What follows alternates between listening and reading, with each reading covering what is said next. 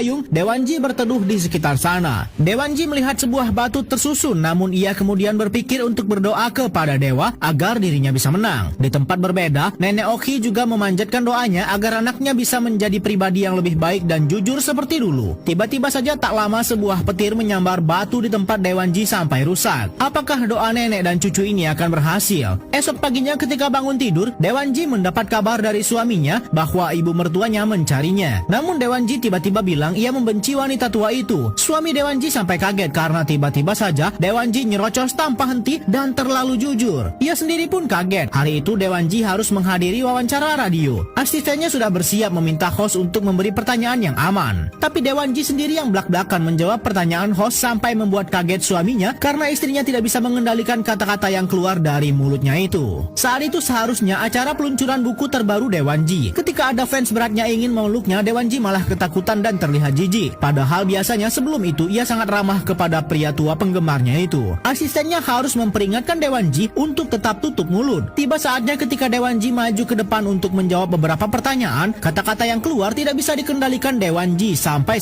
akhirnya asistennya harus sigap membantu bosnya itu. Tiba-tiba saja ketika pertanyaan soal siapa yang menulis buku itu, Dewanji mengatakan bahwa ia menyewa seorang penulis lain dan membayarnya $10.000 per bulan. Kemudian Dewanji yang sudah pasrah sampai melepas wig rambutnya sendiri di depan orang-orang. Tampaklah sudah riwayat Dewanji karena kesalahannya itu.